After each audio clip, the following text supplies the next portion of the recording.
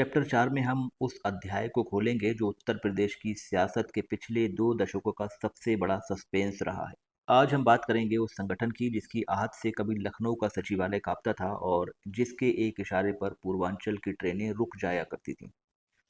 गोरखनाथ मठ की दीवारों के पीछे से निकली एक ऐसी ताकत जिसने उत्तर प्रदेश की सियासत के हर स्थापित नियम को ध्वस्त कर दिया। उसकी शुरुआत किसी धार्मिक क्रांति से नहीं बल्कि एक शुद्ध राजनीतिक महत्वाकांक्षा और अस्तित्व की लड़ाई से हुई। धर्मेंद्र झा अपनी किताब के इस चौथे चैप्टर में एक बहुत ही कड़वी हकीकत बयान करते हैं कि कैसे 2002 में योगी आदित्यनाथ ने हिंदू युवा वाहिनी की नींव रखी, एक बागी नेता के तौर पर।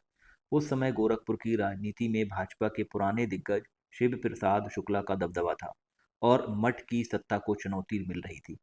योगी ने महसूस किया कि जब तक उनके पास अपनी एक स्वतंत्र आर्मी, प्राइवेट आर्मी नहीं होगी, तब तक लखनऊ और दिल्ली के गलियारों में उनकी आवाज़ अनसुनी ही रह जाएगी। यहीं से उस संगठन का जन्म हुआ जिसका मकसद हिंदू धर्म की रक्षा बताया गया, लेकिन जिसका असली काम एक व्यक्ति के इर्द गिर्द समानांतर सत्ता, पैरेलल गवर्नमेंट खड़ी करना था।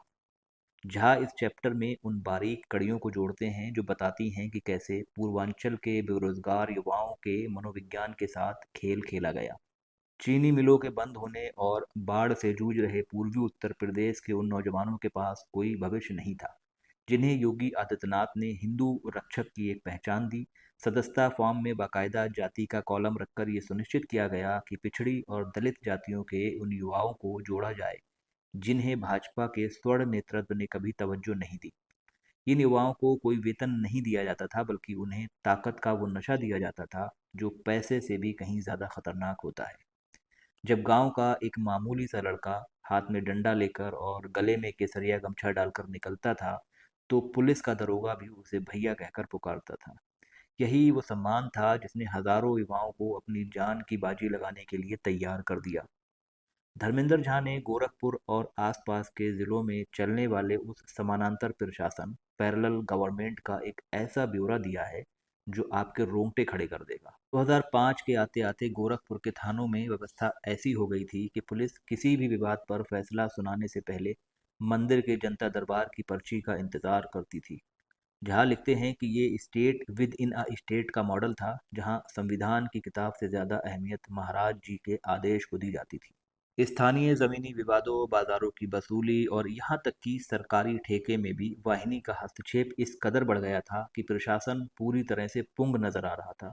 जो ठेकेदार मठ को चंदा नहीं देता था या संगठन की बात नहीं मानता था, उसे काम मिलना लगभग नामुमकिन हो गया था। इसे झा ने केसरिया टैक्स का नाम दिया, जिसने इस शैडो आर्मी के आर्थिक साम्राज्य को और मजबूत किया, उन्हें अपने सरवाइव के लिए फंड मुहैया कराया। इस संगठन की सबसे बड़ी ताकत इसका इंटेलिजेंस नेटवर्क था। झा बताते हैं कि कैसे गांव के दुकानदार, ऑटो चालक और छोटे छोटे दबंग वाहिनी के कान और आंख बनकर काम करते थे। अगर किसी गांव में कोई छोटी सी सांप्रदायिक बात हो जाती, तो पुलिस को खबर मिलने से घंटों पहले वाहिनी के हथियारबंद जत्थे वहां पहुंच जाते थे। ये लड़के किसी विचारधारा से नहीं बल्कि वफादारी से बंधे हुए थे। उनके लिए योगी आदित्यनाथ का आदेश अंतिम आदेश था, चाहे वो कानून के खिलाफ ही क्यों ना हो।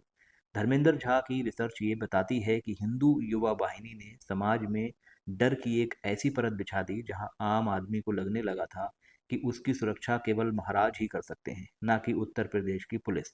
ये वो माहौल था जिसने पूर्वांचल की धरती को एक बड़े धमाके के लिए तैयार कर दिया था, जिसकी गूंज आगे चलकर 2007 के दंगों में सुनाई दी। 2007 गोरखपुर के दंगे कोई अचानक हुई दुर्घटना नहीं थे, बल्कि वो हिंदू युवा वाहिनी की एक स्ट्रेटजिक लॉन्चिंग थे। जब मुहर्रम के दौरान एक छोटी सी झड़प हुई, तो वाहिनी ने उसे एक बड़े अफसर के रूप में बदल दिया। झा बताते हैं कि उस दौर में जब व्हाट्सएप जैसा कोई साधन नहीं था, तब भी वाहिनी का मैसेजिंग नेटवर्क इतना तगड़ा था कि कुछ ही घंटों में हजारों की भीड़ शहर की सीमाओं को लांघकर अंदर घुस गई। शहर कर्फ्यू में था, लेकिन वाहिनी के कार्यकर्ता गलियों से लेकर चौराहों तक हथियारों के साथ घूम रहे थे। पुलिस और प्रशासन की लाचारी ऐसी थी कि वो सिर्फ मूक दर्शक बनकर देख रहे थे। योगी आदित्यनाथ की गिरफ्तारी ने आग में घी का काम किया, लेकिन झा की रिसर्च ये भी बताती है कि ये गिरफ्तारी ही वो मोड़ था जिसने योगी को एक क्षेत्रीय नेता से उठाकर हिंदू हृदय सम्राट की छवि दी। संसद में योगी के उन चर्चित आंसुओं के पीछे भी एक गहरा सियासी संदेश था, जिसने पूर्वांचल के हर घर में ये बात बिठा दी कि एक सन्यासी को उसकी आस्था के लिए प्रताड़ित किया जा रहा है। जैसे जैसे वाहिनी की ताकत सड़कों पर बढ़ी, लखनऊ और दिल्ली के सियासी गलियारों में बेचैनी भी बढ़ी। झा खुलासा करते हैं कि बीजेपी और आरएसएस के लिए यह संगठन एक बुराई था। संघ को डर था कि योगी एक ऐसा समानांतर केंद्र बना रहे हैं जो उनके अनुशासन को नहीं मानेगा। लेकिन चुनाव जीतने की मजबूरी ने उन्हें खामोश कर दिया। 2012 से 2014 के बीच योगी ने अपनी इस शैडो आर्मी का इस्तेमाल एक बार्गेनिंग चिप की तरह किया। वो सीधे दिल्ली को चुनौती देते थे कि अगर उनकी शर्तों पर टिकट नहीं बांटे गए तो वाहिनी के उम्मीदवार भाजपा को हराने के लिए मैदान में उतरेंगे। ये ब्लैकमेलिंग का वो मॉडल था जिसने भाजपा के शीर्ष नेतृत्व को बार बार झुकने पर मजबूर किया। झा लिखते हैं कि वाहिनी ने सिर्फ वोट नहीं जुटाए, बल्कि उसने भाजपा के अंदर एक ऐसा गुट खड़ा कर दिया जो विचारधारा से ज्यादा महाराज के प्रति वफादार था। इस पूरे ड्रामे का क्लाइमेक्स 2017 में सामने आया। चुनाव भाजपा ने मोदी के नाम पर जीता था, लेकिन मुख्यमंत्री की कुर्सी पर कब्जा हिंदू युवा वाहिनी ने किया। झा उस रात की तफसील देते हैं जब लखनऊ के वीवीआई गेस्ट हाउस के बाहर हजारों की संख्या में वाहिनी के कार्यकर्ता जमा हो गए। ये एक अघोषित पॉलिटिकल कू था। दिल्ली का इरादा किसी और को मुख्यमंत्री बनाने का था, लेकिन सड़कों पर उमड़ा ये केसरिया जनसैलाब साफ धमकी दे रहा था कि अगर योगी नहीं तो पूरे प्रदेश में आग लग सकती है। भाजपा के केंद्रीय नेतृत्व को उस ताकत के सामने आत्मसमर्पण करना पड़ा जिसे उन्होंने खुद अपने स्वार्थ के लिए फलने फूलने दिया। लेकिन असली विडंबना मुख्यमंत्री पद की शपथ के बाद शुरू हुई। जैसे ही योगी आदित्यनाथ ने सत्ता की बागडोर संभाली, उन्होंने अपनी ही बनाई हुई उस फौज को हाशिए पर धकेलना शुरू कर दिया। झा इसे द ग्रेट बिट्रेयल यानी महाधोखा कहते हैं। अचानक वो हिंदू युवा बाहिनी जो कल तक सरकार की मालिक थी, प्रशासन के लिए बोझ बन गई। जो कार्यकर्ता कल तक थाने में बैठकर फैसले करवाते थे, उन्हें अब पुलिस डंडे मारकर भगाने लगी। योगी ने समझ लिया था कि अब उनके पास राजकीय पुलिस और एसटीएफ जैसे ऑर्गेनाइजेशन हैं। इसलिए अब उन्हें किसी प्राइवेट आर्मी की ज़रूरत नहीं है जो उनकी छवि को अराजक बनाए। झा ने उन बेरोजगार युवाओं का दर्द बयां किया है जो आज भी मुकदमों की तारीखें भुगत रहे हैं, जबकि नेतृत्व सत्ता के शिखर तक पहुंच चुका है।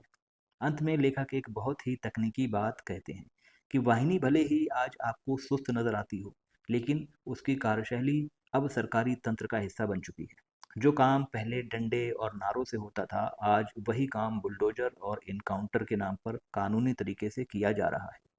ये एक ऐसी जीत है जहां संगठन तो खत्म हो गया, लेकिन उसकी नफरत की विरासत अब शासन का नियम बन चुकी है।